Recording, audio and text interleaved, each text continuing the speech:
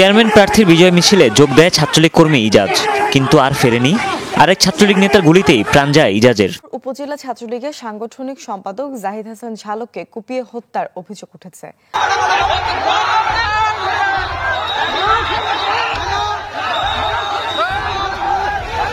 যারা দেয় দায়িত্ব হে কেউ ভক্ত, আগে নিজের ছাত্ররা দেহে পরে কামানোর চেষ্টা করতেছে। রাতের আধারে বেনজিরের খামার বাড়ি থেকে গরু সরিয়ে নেওয়ার অভিযোগ। আরেকটি হচ্ছে বেনজির আহমেদের ক্রোক করা সম্পত্তির রিসিভার নিয়োগের আদেশ। ওয়াশিংটন দূতাবাসে $1 মিলিয়ন চুরি, তদন্তের ফাইল গায়েব। প্রদর্শক, ওয়াশিংটন বাংলাদেশের দূতাবাস থেকে $1 মিলিয়ন চুরি করে এবার নিয়ে গিয়েছেন চোরারা। এই চোরারা কারা কারা এই চুরি করতে পারে বলে আপনারা মনে করেন? আপনাদের মতামত কমেন্টস করে লিখবেন। হাইকোর্টের এই রায়টা যদি মুক্তিযোদ্ধা কোটা পুনর্বহাল করে সেটা অসাংবিধানিক। ইনডিসক্রিমিনেটলি মুক্তিযোদ্ধা কোটা যেটা ছিল সেটাই অসাংবিধানিক, সেটা অবশ্যই বন্ধ হওয়া উচিত। দর্শক, এবার আর ছাত্রলীগের সাথে পুলিশের সংঘর্ষ নয় বা ছাত্র দলের সংঘর্ষ নয়, এবার ছাত্রলীগ এবং ছাত্রলীগই সংঘর্ষে জড়িয়ে গেল এবং এক পর্যায়ে এক ছাত্রলীগ নেতাকর্মী আরেক ছাত্রলীগ নেতাকর্মীকে গুলি করে হত্যা করলো। দর্শক, সেই ভিডিও ফুটেজটি আপনারা একটু পরে জানতে চলেছেন বা দেখতে চলেছেন, কিভাবে সেখানে তাকে গুলি করা হয় এবং গুলি করার পর কিভাবে সেখান থেকে পালিয়ে যায়। দর্শক, সম্পূর্ণ ফুটেজটি আপনারা একটু পরেই দেখতে চলেছেন। এমনকি দর্শক, এরই সাথে সাথে বহুল আলোচিত এবং সমালোচিত ব্যক্তিত্ব বেনজির আহমেদ এবং তার সম্পদ। দর্শক, এত সম্পদের মধ্যে তার রয়েছে একটি খামার এবং সেই খামারে যতগুলো গরু ছিল দর্শক, হঠাৎ করে সবগুলো গরু রাতের মধ্যে উধাও। এখন প্রশ্ন উঠছে, এই গরুগুলো কে সরিয়েছে? চোর নাকি বেনজির আহমেদ স্বয়ং তার লোকবল দিয়ে এই গরুগুলো সরিয়ে নিয়েছে? দর্শক, আজকের নিউজটি সম্পূর্ণ দেখলে এই বিষয়টি ক্লিয়ার বুঝতে পারবেন। এমনকি দর্শক, হঠাৎ করে কোটা সংস্কার আইন আবারও চালু করা হয়েছে, আদালত এই বিষয়টাকে সাপোর্ট করেছে। কিন্তু দর্শক, এখন প্রশ্ন উঠছে, এই বিষয়টাকে কেন্দ্র করে সরকারের বা প্রধানমন্ত্রী শেখ হাসিনার মতলবটা কি? এটা চালু করার মাধ্যমে আসলে তিনি কি করতে চাইছে? এটা কি আদৌ সাধারণ মানুষের সুফল বয়ে আনবে, নাকি দর্শক এটাকে কেন্দ্র করে কোনো রাজনৈতিক চাল তিনি মনে মনে চালছে? দর্শক, এই বিষয়গুলোকে কেন্দ্র করে খুব সুন্দর এবং বিস্তারিত আলোচনা করেছে ডক্টর জাহিদুর রহমান। তো দর্শক, আমি আর বেশি কথা বাড়াবো না, আমি এরই সাথে আপনাদের ভিডিও শুরুতে আরো যেই ভিডিওগুলোর অংশ বিশেষ দেখিয়ে শুরু করেছিলাম, এখন সেই ভিডিওগুলোর বিস্তারিত আলোচনা দেখাবো। তবে তার আগে বলি, যারা এখনো চ্যানেলটি সাবস্ক্রাইব করেননি সকলে চ্যানেলটি সাবস্ক্রাইব করে পাশে থাকা বেল আইকনটি বাজিয়ে দিবেন। আর যারা ইতিমধ্যে সাবস্ক্রাইব করে রেখেছেন তাদের সকলকে অসংখ্য ধন্যবাদ। তো চলুন একটি লাইক দিয়ে আমরা ধারাবাহিকভাবে সবগুলো ভিডিও দেখে আসি। ব্রাহ্মণবাড়িয়ায় উপজেলা নির্বাচন পরবর্তী আনন্দ মিছিলে গুলি চালিয়ে ছাত্রলীগ কর্মীকে হত্যার ঘটনায় মামলা হয়নি এখনো। ঘটনার পর থেকেই পলাতক অভিযুক্ত ছাত্রলীগ নেতা হাসান আল ফারাবি। অভিযুক্তকে ধরতে অভিযান চালাচ্ছে পুলিশ। চেয়ারম্যান প্রার্থীর বিজয় মিছিলে যোগ দেয় ছাত্রলীগ কর্মী ইজাজ, কিন্তু আর ফেরেনি। আরেক ছাত্রলীগ নেতার গুলিতেই প্রাণ যায় ইজাজের। শোকাহত বাবা ভাবতেও পারেননি এভাবে হারাবেন সন্তানকে। আমার বুক খালি হয়েছে। আমি চাই না আর কারো কোনো পিতা তার পুত্র হারা হোক, কোনো পিতার কাঁধে তার ছেলের বড় দেহ উঠুক, এটা আমি কামনা করি না। ব্রাহ্মণবাড়িয়ায় উপজেলা নির্বাচন পরবর্তী আনন্দ মিছিলে গুলি চালিয়ে হত্যা করা হয় ছাত্রলীগ কর্মী আয়াস রহমান ইজাজকে। পিস্তল হাতে গুলি ছুটতে দেখা যায় কমিটির সহসভাপতি হাসান ফারাবি জয়কে। স্থানীয়রা জানায়, ইজাজ ও ফারাবির মধ্যে আগে থেকেই বিরোধ ছিল। ওর মনে করেন হাতিয়ার হচ্ছে কিশোর গ্যাং, যারা মনে করেন পড়াশোনা করে না, যারা মাদকে আসক্ত, টোকাই শ্রেণীর যারা আছে, ওদের নিয়ে ও রাজনীতি করে। মারামারি করাকে কেন্দ্র করে সে মুমূর্ষভাবে আহত হয়েছে বোমার আঘাতে। তো সে এর আগে কাজীপাড়াতে ছিল, তো কাজীপাড়াতে ওই ঘটনার কেন্দ্র করে তাকে কাজীপাড়াতে বিতাড়িত করা হয়েছে। আমি ব্যক্তিগতভাবে এবং উপজেলা চেয়ারম্যান হিসেবে এই ঘটনার সাথে যারা জড়িত, এই ঘটনার নৈপথ্যে যারা জড়িত, তাদেরকে অচিরেই বিচারের আওতায় আনার আহ্বান জানাচ্ছি। ঘটনার পর থেকেই পলাতক অভিযুক্ত ফারাবি। তার খোঁজে সড়ক মহাসড়কে অভিযান চালাচ্ছে পুলিশ। পুরো শহরটা একটা অনেকগুলো চেকপোস্ট বসিয়ে একটা ব্লক রেডের মতো করে সম্ভাব্য সকল স্থানে তল্লাশি অভিযান অব্যাহত আছে। এছাড়াও আমরা বিভিন্ন তথ্য প্রযুক্তির সহায়তায় আসামিদের অবস্থান চিহ্নিতকরণ এবং গ্রেফতারের জন্য সর্বোচ্চ চেষ্টা চালিয়ে যাচ্ছি। এদিকে হাসান আল ফারাবিকে স্থায়ীভাবে সংগঠন থেকে বহিষ্কার করেছে কেন্দ্রীয় ছাত্রলীগ। সংগঠন পরিপন্থী কাজে লিপ্ত থাকার দায়ে তাকে সংগঠন থেকে চিরস্থায়ী বহিষ্কার করেছে। স্থানীয়রা জানায়, ফারাবি এর আগেও দণ্ডপ্রাপ্ত আসামি ছিলেন। তাকে দ্রুত আইনের আওতায় আনার দাবি এলাকাবাসীর।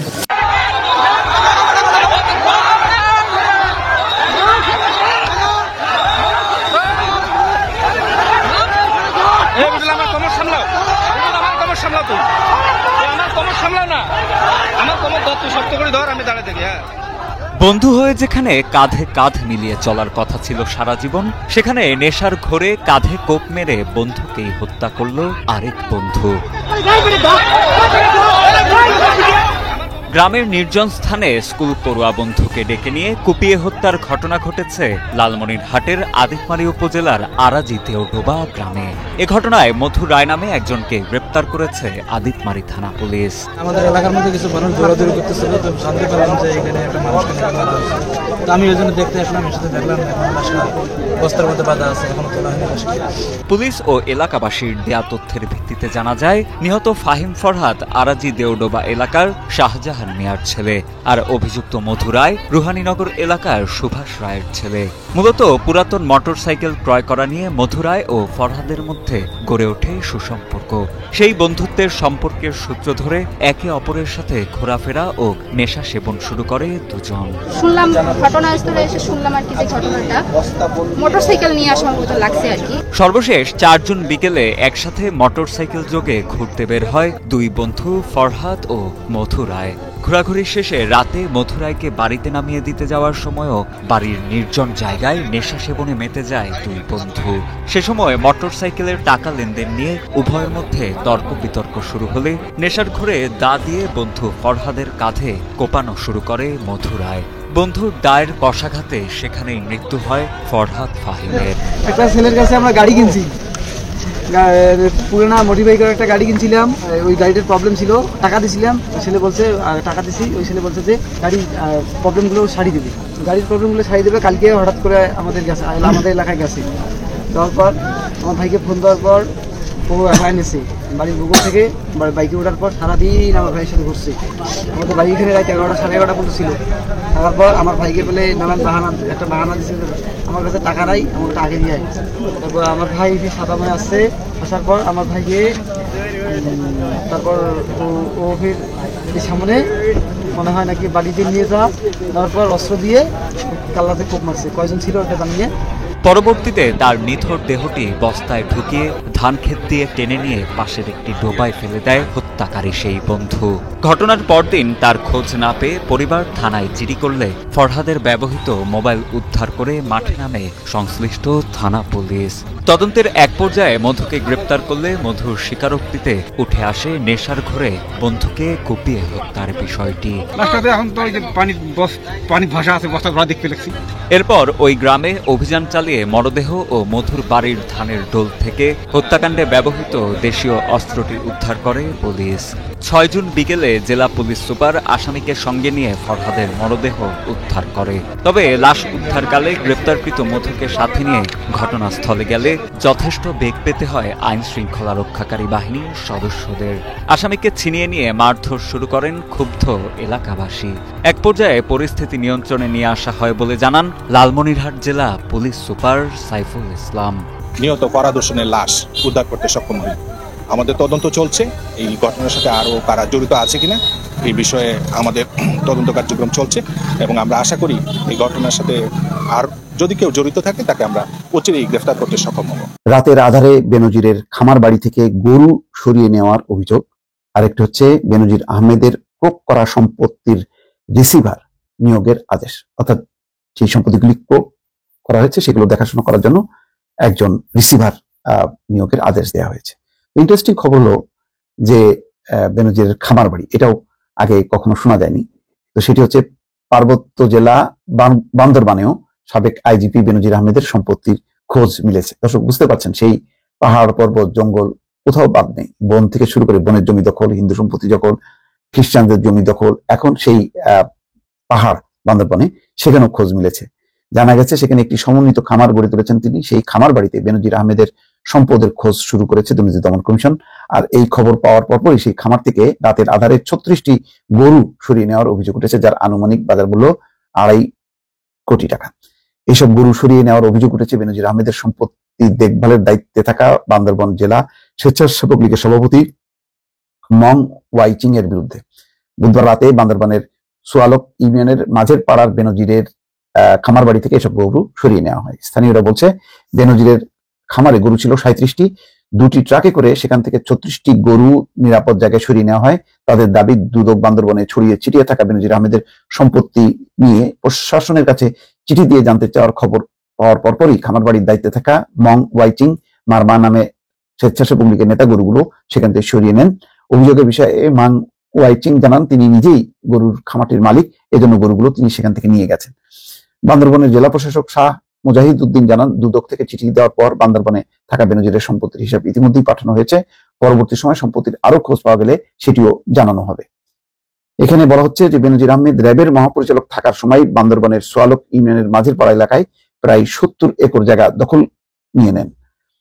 সেখানে রাবার হর্টিকালচারের জায়গা লিজ ও ক্রয়কৃত জায়গাও রয়েছে। ওই জায়গা দেখিয়ে গত বছর বন বিভাগ থেকে প্রায় 14,000 ঘনফুট গাছের জোত কাঠ পরিবহন পারমিট করেন বেনজির। প্রায় কোটি টাকা হাতিয়ে নেওয়া হয় গাছ বিক্রি করে। ওই জায়গায় গরু ও মৎস্য খামার, সেই সঙ্গে আলিশান বাংলোও করা হয়। অপরদিকে লামার সরই ইউনিয়নেও বেনজিরের আরো শতাধিক একর জায়গার খবর পাওয়া গেছে। সেখানকার ভুক্তভোগীরা অভিযোগ করে বলেছেন তৎকালীন সময় পুলিশের কিছু কর্মকর্তা ও রাজনৈতিক দলের স্থানীয় কিছু নেতা বেনজিরের নাম ব্যবহার করে প্রচুর সম্পত্তি দখলে নিয়েছেন। স্থানীয়রা প্রশাসনের কাছে এসব দখলকৃত জায়গা জমি ও তাদের ফেরত দেওয়ার দাবি জানিয়েছে। এদিকে খোঁজ নিয়ে জানা গেছে বেনজিরের ছত্রছায়ায় তার দখলকৃত জায়গার পাশে নিজ নামে জমি হাতিয়ে নিয়েছেন স্বেচ্ছাসেবক লীগের সভাপতি মাং ওয়াইচিং নিজেও। শহরে গড়েছেন বহুতল ভবন ও গাড়ি, নামে বেনামে রয়েছে কয়েক কোটি টাকা। যা হয় আর কি, এগুলি চলছে। ওয়াশিংটন দূতাবাসে $1 মিলিয়ন চুরি, তদন্তের ফাইল গায়েব।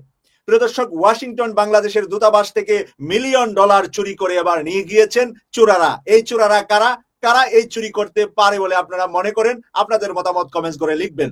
আমি মানব জমিন পত্রিকা থেকে আপনাদেরকে নিউজটা এখন তুলে ধরছি। ওয়াশিংটন বাংলাদেশের দূতাবাস থেকে কয়েক $1 মিলিয়ন হাতিয়ে নিয়েছে একটি প্রভাবশালী চক্র। প্রভাবশালী চক্রটি কারা? বাংলাদেশ ব্যাংক থেকে কারা টাকা চুরি করেছে, আর Washington Bangladesh high commission embassy থেকে আবার কারা টাকা চুরি করলো? আত্মসাৎ করেছে দূতাবাসের $1,76,000 ইমার্জেন্সি ফান্ড। তাছাড়া দূতাবাসের অ্যাকাউন্ট থেকে কৌশলে সরানো হয়েছে আরো প্রায় $3.25 লাখ। প্রিয় দর্শক, $3.25 লাখ দূতাবাসের অ্যাকাউন্ট থেকে কৌশলে আরো সরানো হয়েছে। সেই চুরির প্রাথমিক তথ্য প্রমাণ পেয়েছে পররাষ্ট্র মন্ত্রণালয়। বাংলাদেশের পররাষ্ট্র মন্ত্রণালয় প্রাথমিক সন্ধান পেয়েছে। দায়িত্বশীলরা জানিয়েছে শুধু সিডর ইমার্জেন্সি ফান্ড বা দূতাবাসের অ্যাকাউন্ট থেকে অর্থ লোপাট নয়, রাষ্ট্রদূতের বাসভবন, বাংলাদেশ হাউস মেরামতের ব্যাপক দুর্নীতির মাধ্যমে বড় অঙ্কের অর্থ হাতিয়ে নিয়েছে চক্রটি। রাষ্ট্রদূতের বাড়ি মেরামত, বাংলাদেশ হাউসকে ঠিকঠাক করতে গিয়ে বড় মাপের টাকা সেখানেও আত্মসাৎ করেছে। রাষ্ট্রদূতের রিপোর্ট, পররাষ্ট্র দপ্তরে জমা পড়া অভিযোগ, মানব জমিন প্রতিবেদনকে সরজমিনে ওয়াশিংটনে অনুসন্ধান, হাতে আসা নথি এবং সরকারের দায়িত্বশীল ব্যক্তিদের সঙ্গে আলাপে অভিযোগগুলোর সততা মিলেছে। সরকারের দায়িত্বশীল ব্যক্তিরা সেই বিষয়টাকে স্বীকার করেছে। সংশ্লিষ্ট সূত্রগুলো বলছে ঘটনা সংঘটিত হওয়ার সময়ে দূতাবাসের দায়িত্বপ্রাপ্তরা এই ঘটনায় দায় এড়াতে পারে না। আপনি যেই মানুষকে রাখলেন আপনার বাড়ি পাহারা দিতে, সেই মানুষ আপনার বেড়া চুরি করছে, বাড়ি চুরি করছে। এম্বাসিতে চাকরিতে গিয়েছে সম্মানিত ব্যক্তিরা, বাংলাদেশের পররাষ্ট্র মন্ত্রণালয় থেকে এম্বাসিতে চাকরিতে পাঠানো হয়। আর ব্যাংক অ্যাকাউন্ট চুরি করবে, এটা কোনো পিয়ন দারোয়ানের পক্ষে সম্ভব না। এটা চুরি করবে, ড্রাইভার চুরি করতে পারবে না। এটা একেবারে বড় মাপের, উচ্চ মাপের কোনো কর্মকর্তা ছাড়া এটা করতে পারবে না। প্রিয় দর্শক, শুধু বাংলাদেশ থেকে তারা লুট করছে না, বাংলাদেশ হাই কমিশন, বাংলাদেশের এম্বাসি যেখানে ওয়াশিংটনে আছে, সেখানেও তারা এভাবে ডলারগুলা দেখছেন আপনারা যে সব জায়গায় থেকে আবার নথিপত্রগুলাও চুরি করে নিয়ে গিয়েছে, যাতে করে এটির কোনো হদিস আপনি মিলাতে না পারেন। আমি খুব স্পষ্টভাবে শুরুতে বলে রাখতে চাই, হাইকোর্টের এই রায়টা যদি মুক্তিযোদ্ধা কোটা পুনর্বহাল করে সেটা অসাংবিধানিক। মুক্তিযোদ্ধা কোটা ইটসেলফ অসাংবিধানিক ছিল। আমরা যখন 2018 সালের শুরু থেকে এই মুভমেন্টটা শুরু হয়, তখন টিভিতে টকশো করি, তখন আমার ইউটিউব ছিল না, থাকলে সেখানেও বলতাম, টকশোতে বলেছি এবং আমি লিখেছি বিডি নিউজের এই লেখাটাও দেখবেন, অসাংবিধানিক মুক্তিযোদ্ধা কোটা, এটা বলার চেষ্টা করেছি। কোটা কি অসাংবিধানিক? না, সেটাকে ওভাবে বলা যাবে না। আমরা সংবিধানটা ধরে ধরেই বুঝতে চাই, কিন্তু মানে মুক্তিযোদ্ধা কোটাকে এতদিন ছিল এবং এটাকে পুনর্বহাল করা হয়েছে, থাকাটাও অসাংবিধানিক, পুনর্বহাল করাটাও অসাংবিধানিক হবে অ্যাট এনি কস্ট। তাহলে প্রশ্ন হচ্ছে এই ঘটনাটা কেন ঘটলো এখন? যদিও এই হাইকোর্টের পর এটার আপিল বিভাগ আছে, আপিল বিভাগে কি হয় আমরা জানি না, কিন্তু এই যে রায়টা হলো, এবং আমরা এতটা নিশ্চয়ই ধারণা করি না যে বাংলাদেশের একটা আদালত মানে উচ্চ আদালতও খুব ফ্রিলি কাজ করে। আমরা যেখানে যে সিদ্ধান্ত আসে, at least this is the perception যে সরকারের কোনো না কোনো ক্ষেত্রে এরকম একটা চাওয়া ছিল, তাহলে সরকার এরকম কিছু চাইছে কেন, সেই প্রশ্ন এসে হাজির হবে। কোটা সংস্কারের বেসিক কয়েকটা ইনফরমেশন আমাদের জানা আছে। 2018 সালের শুরুর দিকে মুভমেন্টটা শুরু হয়, সেটা নিয়ে প্রচণ্ড মারমুখী ছিল সরকার। সরকার শুধু না, সরকারের পান্ডা ছাত্রলীগ, তারাও যেখানে এরা আন্দোলন করেছে সেখানেই পিটিয়েছে। আমাদের মনে আছে প্রচুর মার খেয়েছে তারা। মার খেতে খেতে রীতিমতো তারা জাতির সামনে বেশ লড়াকু, তাদের যে লড়াকু অ্যাটিটিউড সেটার জন্য তারা খুবই পরিচিত হয়ে ওঠে। কয়েকটা মুখ আমাদের সামনে ক্রমাগত আসে। তারা পরবর্তীতে রাজনৈতিক দল তৈরি করে। নুরুল হক নূরের কথা আমরা জানি, রাশেদের কথা জানি, ফারুকের কথা জানি, এরকম আরও অনেকেই আছে। তাদের রীতিমতো একটা রাজনৈতিক দল তৈরি করে, তাদের পরিচিতি তৈরি হয় এবং এই লড়াইটা তারা খুব চমৎকারভাবে করতে পেরেছিল, ছড়িয়ে দিতে পেরেছিল। প্রথম দিকে মারমুখী থাকলো, বিভৎস কথাবার্তা বলা হলো। আমাদের মনে আছে বেগম মতিয়া চৌধুরী যারা এই মুভমেন্ট করেছে তাদেরকে রাজাকারের বাচ্চাও বলেছিলেন। We can clearly remember that. যাই হোক, শেষ পর্যন্ত অক্টোবর মাসে এসে, এর আগে প্রধানমন্ত্রী ঘোষণা দেন এবং অক্টোবর মাসে এসে প্রজ্ঞাপন জারি হয় যে সব ধরনের কোটা বাতিল করা হচ্ছে। যদিও যারা মুভমেন্টের মধ্যে ছিলেন তারা কখনো কোটা সম্পূর্ণ বাতিলের কথা বলেননি, তারা কোটা সংস্কার চেয়েছিলেন। মুভমেন্টের নামই ছিল কোটা সংস্কার আন্দোলন, ওটার নামই ছিল কোটা সংস্কার আন্দোলন। তারা সংস্কার চেয়েছেন, তারা মুক্তিযোদ্ধা কোটা নিয়ে প্রশ্ন তুলেছেন, রাইটলি প্রশ্ন তুলেছেন। আমরা জানি ওই সময় বিসিএস এর ক্ষেত্রে 30% মুক্তিযোদ্ধা কোটা, আমি যদি ভুল না করি স্মৃতি থেকে বলছি, 10% জেলা কোটা, নারী কোটা 10%, 50 হলো, 5% ক্ষুদ্র নৃগোষ্ঠী এবং 1% প্রতিবন্ধী মিলে 56% মতো ছিল কোটার মধ্যেই। তার মানে 44%-এর জন্য এই সারা দেশের বাকি সব মানুষজনকে ফাইট করতে হতো। একটা চরম বেকারত্বের দেশে তরুণদের সামনে এটা একটা বিরাট ব্যারিয়ার ছিল। সো রাইটলি তারা এই মুভমেন্টটা করেছিল। আবারও বলছি, অন্তত মুক্তিযোদ্ধা কোটাটা অসাংবিধানিক ছিল। এখন এটাকে সরিয়ে ফেলা বা পুনর্বহাল করা অসাংবিধানিক। অনেকগুলো প্রশ্ন আছে, তাহলে কি কোটা থাকতেই হবে? কোনো কোটা যদি না রাখে, এই যে সরকার বলেছিল কোনো কোটা থাকবে না, এটা কি অসাংবিধানিক হয়েছিল? এই প্রশ্নগুলোর একটু জবাব আমরা দিতে চাই। আর একটা কথা একটু বলে রাখা ভালো, বহুবার বলেছি, বলতে চাই, সংবিধানটা মন দিয়ে আমরা যেন পড়ি। যখনই প্রসঙ্গ এসছে সংবিধানে বলার চেষ্টা করেছি, এটা যাতে কিছু লয়ার এবং তথাকথিত সংবিধান বিশেষজ্ঞের হাতে না থাকে। আমাকে পড়ে বুঝতে হবে সংবিধান। যদি আমি একজন শিক্ষিত মানুষ পড়ে সংবিধান না বুঝি, তাহলে বুঝতে হবে সংবিধানের সমস্যা আছে, ঠিক করেন। কথা সোজা সাপটা। আপনি কি ল পড়েছেন নাকি আপনি সংবিধান বুঝবেন নাকি, এই আলাপে আমরা যেতে চাই না। যাই হোক, পড়ে দেখেছি সংবিধান বোঝা যায়। আপনাদের সামনে একদম ধরে ধরে আমি পড়বো আর্টিকেল 29। এটা আমাদের সংবিধানের 29 মানে হচ্ছে আমাদের একেবারে মৌলিক অধিকারের জায়গা। এগুলো সংবিধানের বেসিক স্ট্রাকচার। কি বলছে? 29-1 বলছে, খুব মন দিয়ে শুনি। প্রজাতন্ত্রের কর্মে নিয়োগ বা পদলাভের ক্ষেত্রে সকল নাগরিকের জন্য সুযোগের সমতা থাকিবে। সবাই সমান সুযোগ পাবে। ইয়াস, একটা স্টেট তার সব নাগরিককে সমানভাবে সুযোগ দিতে হবে, দেখতে হবে। 2, কেবল ধর্ম, গোষ্ঠী, বর্ণ, নারী পুরুষ ভেদ বা জন্মস্থানের কারণে কোনো নাগরিক প্রজাতন্ত্রের কর্মে নিয়োগ বা পদলাভের অযোগ্য হইবেন না, কিংবা সেই ক্ষেত্রে তাহার প্রতি বৈষম্য প্রদর্শন করা যাইবে না। তার মানে আমরা খেয়াল করছি কি, ধর্ম, গোষ্ঠী, বর্ণ, নারী পুরুষ ভেদ বা জন্মস্থানের কারণে কোনো নাগরিক প্রজাতন্ত্রের নিয়োগের ক্ষেত্রে অযোগ্য হবে না বা বৈষম্য প্রদর্শন করা যাবে না। তাহলে লিঙ্গ, নারী কোটা রাখলে এটা শুনতে মনে হয় যে আপনি তোকে প্রিভিলেজ দিচ্ছেন, দিয়ে আপনি পুরুষে বঞ্চিত করছেন। তাহলে মনে হচ্ছে যে এটা আপনার অসাংবিধানিক হচ্ছে। জন্মস্থান, জেলা কোটা যেগুলো মানে জেলা কোটা আছে, এই জেলার জন্য কোটা আছে, ওটার জন্য নয়, তাই মনে হতে পারে যে ওই জেলায় হওয়ার কারণে আপনি বৈষম্যের শিকার হচ্ছেন, তাহলে এটা অসাংবিধানিক। এই পর্যন্ত পড়ার পর তাই মনে হয়। সো কোটা ইটস মানে পুরোপুরি অসাংবিধানিক ব্যাপার, এই পর্যন্ত পড়লে তাই মনে হয়। কিন্তু 2-3 মানে 29-3 বলছে এই অনুচ্ছেদের কোনো কিছুই, এবার কতগুলো এক্সেপশনসের কথা বলছে। এর মধ্যে ক হচ্ছে, নাগরিকদের যে কোনো অনগ্রসর অংশ যাহাতে প্রজাতন্ত্রের কর্মে উপযুক্ত প্রতিনিধিত্ব লাভ করিতে পারেন, সেই উদ্দেশ্যে তাহাদের অনুকূলে বিশেষ বিধান প্রণয়ন করা হইতে। এরপর কি বলছে, কোনো ধর্মীয় বা উপসম্প্রদায়ভুক্ত প্রতিষ্ঠানে উক্ত ধর্মাবলম্বী বা উক্ত সম্প্রদায়ভুক্ত ব্যক্তিদের জন্য নিয়োগ সংরক্ষণের বিধান সম্বলিত যে কোনো আইন কার্যকর করা হইতে, যে কোনো শ্রেণীর কর্মে বিশেষ প্রকৃতির জন্য তাহা নারী বা পুরুষের পক্ষে অনুপযোগী বিবেচিত হয়, সেইরূপ যে কোনো শ্রেণীর নিয়োগ বা পদ যথাক্রমে পুরুষ বা নারীর জন্য সংরক্ষণ করা হইতে রাষ্ট্রকে নিবৃত্ত করিবে না।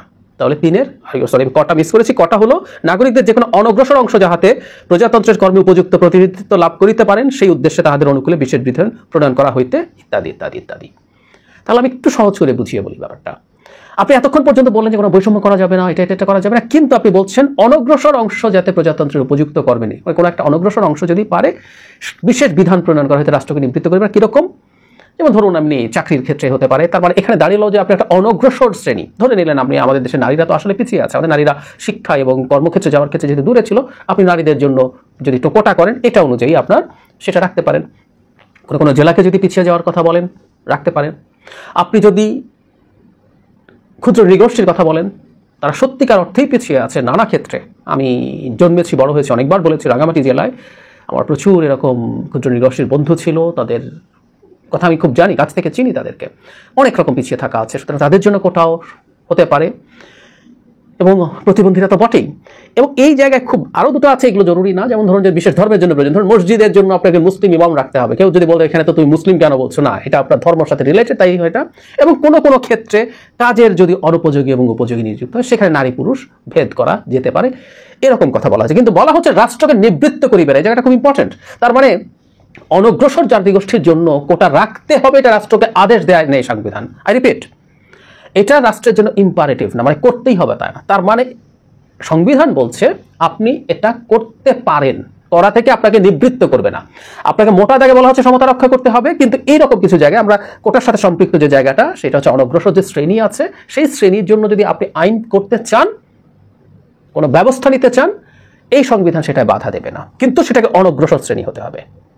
আচ্ছা, মুক্তিযোদ্ধা কোটা 30%, মুক্তিযোদ্ধা তাদের সন্তান এখন নাতি নাতনিতে গিয়ে ঠেকেছে, সবাই অনগ্রসর শ্রেণীর অন্তর্ভুক্ত? কোনোভাবে এটা বলা যায়? No way. ইভেন আপনি যদি এই কোটাকে এভাবে বলতেন যে দুস্থ মুক্তিযোদ্ধা, কথার কথা, তাদের সন্তান এবং নাতি নাতনি, তাও এটা কনস্টিটিউশনের সাথে ম্যাচ করতো, কারণ ওটা অনগ্রসর শ্রেণী। দরিদ্র মুক্তিযোদ্ধা, দারিদ্র্য সীমার নিচে বাস করা মুক্তিযোদ্ধা, এই ধরনের কিছু কথাও যদি আপনি বলতেন, তাহলেও সেটা এটার সাথে টু সাম এক্সটেন্ট যেতে পারতো, যেটা আপনি অনগ্রসর শ্রেণীর কথা বলছেন। ইনভেরিয়েবলি সব মুক্তিযোদ্ধা কোনোভাবেই অনগ্রসর শ্রেণী নয়। জনাব তৌফিক Elahi Chowdhury, Bir Bikram, if I am not wrong, খেতাবপ্রাপ্ত মুক্তিযোদ্ধা, ধরলাম ওনার এরকম নাতি নাতনি আছে, বিসিএস দেবেন, উনি কোটা কেন পাবেন? সরকারের প্রধানমন্ত্রী, জ্বালানি উপদেষ্টা, বাংলাদেশের 12টা বাজিয়ে অনেক কিছু উনি করেছেন, মানে ওই জ্বালানি খাতের সাথে যেহেতু আছেন, এই খাতে বিরাট সব ঘটনা ঘটেছে, হোয়াট এভার, কিন্তু উনি তো দুস্থ নন, ইজন্ট ইট? অনেক আছে এরকম মানুষ, আওয়ামী লীগেই আছে, আমাদের চারপাশে আছে, বিএনপিতে আছে, এরা সব তাহলে কি দুস্থ হয়ে গেলেন? সুতরাং আপনি যখন মুক্তিযোদ্ধাকে কোটা হিসাবে নির্ধারণ করেন, এটা অসাংবিধানিক, কারণ এখানে আপনি বৈষম্য তৈরি করছেন। এখানে যারা পিছিয়ে পড়া জনগোষ্ঠীরা, এমন মানুষকে আপনি এক্সট্রা সুযোগ দিচ্ছেন, যেটা আরেকজনের সমতা নষ্ট করছে। এটা আপনি কনস্টিটিউশন অনুযায়ী করতে পারেন না, ফুল স্টপ। দর্শক, আমি আশা করছি আপনারা সকলেই অত্যন্ত মনোযোগ সহকারে সবগুলো ভিডিও দেখেছেন। এমনকি দর্শক, যদি এই ভিডিওগুলো সম্পর্কে আপনাদের কোনো মতামত থেকে থাকে, তাহলে তো অবশ্যই জানাবেন। নিউজটি শেষ করছি এখানে, ফিরছি পরবর্তী নিউজে নতুন কোনো টপিকে। আল্লাহ হাফিজ।